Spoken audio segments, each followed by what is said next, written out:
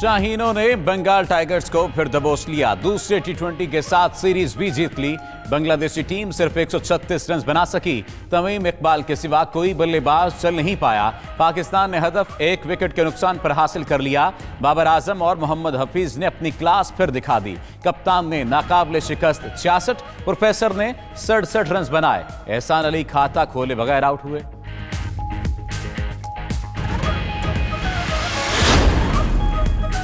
Pakistani team ने एक साल बाद टी20 सीरीज जीती। बाबर आजम को man of the match, charge और smart player of the match के अवार्ड्स दिए गए। कप्तान ने कहा, अपनी 100% से भी ज्यादा परफॉर्मेंस देने की कोशिश होती है। मोहम्मद हफीज का कहना है, लोगों की तवक्कुआत हमेशा बहुत ज्यादा होती हैं। हर किसी ने जीत में अपना हिस्सा डाला।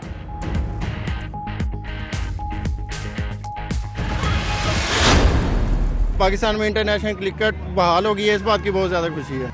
मैं बहुत एक्साइटेड हो गया मैचेस के लिए और बहुत खुश हूँ कि पाकिस्तान जीत गया। हम लोग बहुत खुश हैं। हम लोग पहला मैच तो देखा, आज हम लोग आए सालकोट से लेने के लिए। हम लोग बहुत खुश हैं। बहुत खुशी हो रही है, पाकिस्तान जीत गया। This was my second match, मैंने अभी देखा आगे, बहुत मजा आया। कजाफी स्टेडियम में क्रिकेट बहार, शाकीन खुशी से सरशार। स्टेडियम खचाखच भर गया। सदर आरिफ अलवी ने भी मैच देखा। चेयरमैन पीसीबी ने इस्तकबाल किया। सेनेटर फैसल जावेद भी स्टेडियम में मौजूद थे। दूसरे मैच के मौके पर भी सिक्योरिटी के इंतहाई सख्त इंतजाम किए। पीटीआई हुकूमत ने भी कालाबाग डैम की तामीर का ऐलान कर दिया। पानी के बहरान से निपटने के लिए मुल्क का सबसे बड़ा पानी का जखीरा बनाया जाएगा। वजीर आबी वसाइल फैसल वावडा ने जेर जमीन पानी की कमी से निपटने की मनसूबाबंदी से मुतालिक जवाब पार्लियामेंट में जमा करा दिया। कहा, चिन्योर डैम, करमतंगी डैम, शिवक डैम और स्कर्दू डैम भी तामीर किए जाएंगे।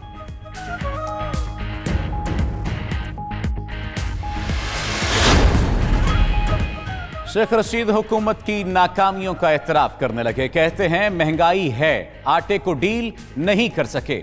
मुल्क में हकीकी लोगों की प्राइस कंट्रोल कमेटी होनी चाहिए। IMF की $6 अरब इमदाद की सजा पूरी कौम भुगत रही है। मजीद बोले, इमरान खान उस्मान बुज़दार के साथ खड़े हैं। 2020 इलेक्शन नहीं, तरक्की का साल है। वजीर रेलवे ने वजीर आला पंजाब से मुलाकात भी की। मौशी बहरान का जायजा लिया जाना जरूरी है। फिरदौस आशिकवान का कहना है, अवाम के हुकूक का तहफ़्फ़ुज़ हुकूमत की बुनियादी जिम्मेदारी है। अब जो मसाइल हैं वो हुकूमत को विरसे में मिले थे। मीडिया वर्कर्स को जिन मसाइल का सामना है उनका बारीक बीनी से जायजा लिया जाना चाहिए। पंजाब हुकूमत का तहरीक इंसाफ के कौमी और सूबाई टिकट होल्डर्स के हलकों में तरक्याती काम कराने का ऐलान। वजीर आला से टिकट होल्डर्स की मुलाकात। उस्मान बुज़दार से जहांगीर तरीन ने भी मुलाकात की। वजीर आला ने कहा, पंजाब में कोई फॉरवर्ड ब्लॉक है न प्रेशर ग्रुप। तमाम स्टेक होल्डर्स एक पेज पर हैं। इख्तिलाफात का प्रोपेगेंडा करने वालों के अज़ाइम नाकाम होंगे।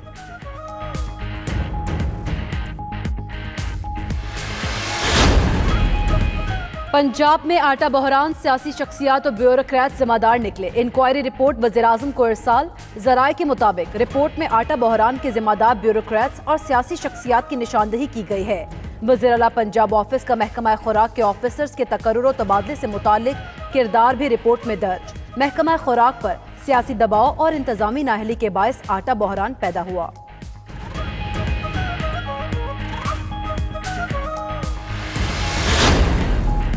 सस्ती गैस की राह में रुकावट और कौमी खजाने को नाकाबिले तलाफी नुकसान। नैब ने बदीन फोर्स से गैस सिस्टम में शामिल न होने पर इंक्वायरी शुरू कर दी।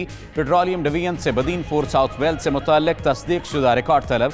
दस्तावेजात के मुताबिक $4 की गैस की राह में रुकावट बनकर $10 की दरामदी गैस की राह हमवार की गई।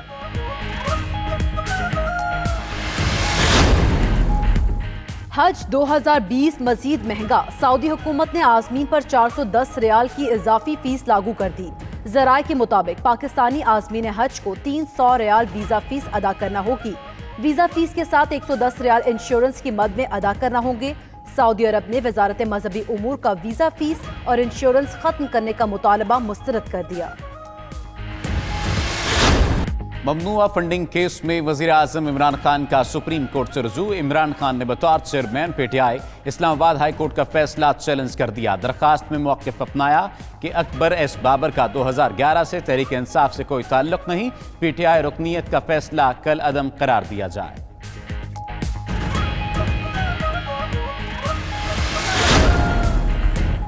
जाली हल्फनामे का मामला वफाकी वजीर फैसल वावडा की नाअहली की दरख्वास्त समाअत के लिए मुकर्रर। इलेक्शन कमीशन फैसल वावडा की नाअहली की दरख्वास्त पर 3 फरवरी को समाअत करेगा।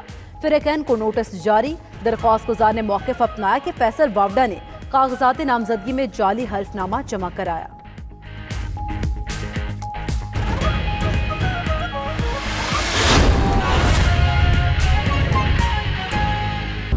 क्योंकि बिजनेस चलेगा और रेलवे हरकत करेगी तो मुल्क तरक्की करेगा।